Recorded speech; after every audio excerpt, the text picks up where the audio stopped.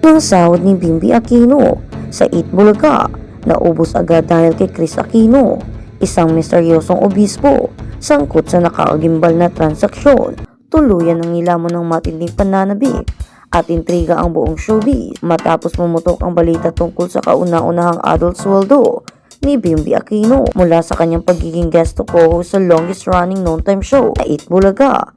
Sa halip na magpakasaya sa marangyang pamumuhay na inaasahan sa isang anak ng nag-iisang queen of all media, isang nakakagulat na revelasyon ang isinuwalat tungkol sa kung saan napunta ang perang pinaghirapan ng binata.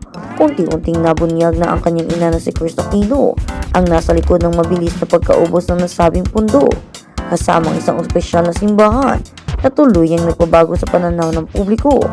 Ang lahat ay nagsimula ng bulabugi ni Bimby ang telebisyon noong Hunyo ng taong 2026 mula sa isang simpleng propresang pagbati para sa ika-21 kaarawan ng kanyang dating on-screen partner na si Riza Medizon. Mabilis itong nauwi sa isang permanenteng pwesto sa entablado. Hindi may kakaila ang matinding init na hatid ng kanilang muling pagtatambal.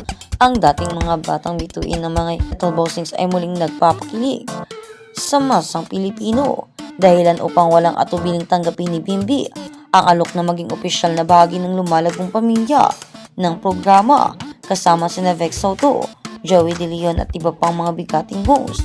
Ngunit sa likod ng mga matatamis ng ngiti at paghataw sa harap ng kamera habang sumasayaw sa sikat na tugtuging hawak mo ang gig, isang lihim na kalbaryo ang pinagdadaanan ng kakabatang Aquino. Lingid sa kaalaman ng mga manunood na maging ang kanyang mga batikang co-host matinding sakit ang tiyan ang iniinda nito habang nagpapasya ng madla.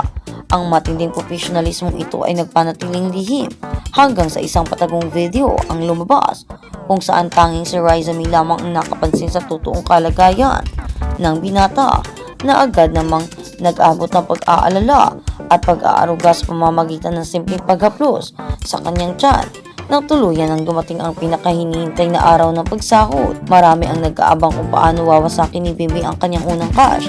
Nakinita dito na pumasok ang pinaka-controversial na desisyon na nagpatahimik sa mga kritiko. Wala pang isang araw matapos ang pera na pag-alamang kalahati agad dito ang nawala mula sa kanyang mga kamay.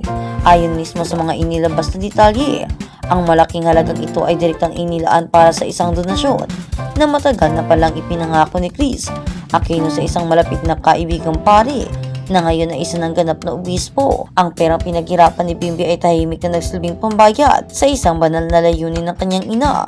Hindi pa roon nagtapos ang mabilis na paglawan ng kanyang unang sweldo mula sa natirang halaga. Naglabas muli si Bimby ng 20,000 piso upang direktang iabot kay Chris. Ang layunin na nasabing halaga ay hindi para sa kanyang sariling luho, kundi pambili ng mga bagong damit para sa kanyang nakatatandang kapatid na si Josh Aquino.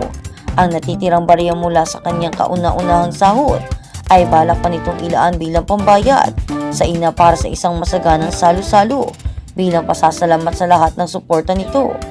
Ang mga nakakangimbal na paggastos na ito ay nagpapakita ng isang malinaw na larawan na malayo sa inaasahan ng marami na waldas sa pamumuhay.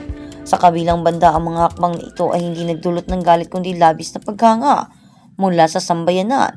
Pinatunayan ni Bimby na sa kabila ng pagiging bahagi ng isang mga kilalang angkat sa Pilipinas, nananalaytay sa kanya ang pagiging mapagkumbaba at isang tunay na haligi ng tahanan.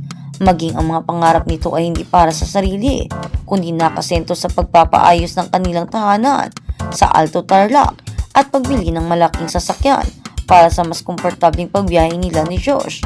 Sa huli, ang sweldo o ang pagkaubos ng unang sweldo ni Bimby sa kamay ng kanyang pamilya at ng simbahan ay isang sampal sa lipunang madalas humusga na nagpapatunay na ang tunay na yaman ng isang binata ay nasusukat sa kanyang walang hanggang pagmamahal at pagiging responsable.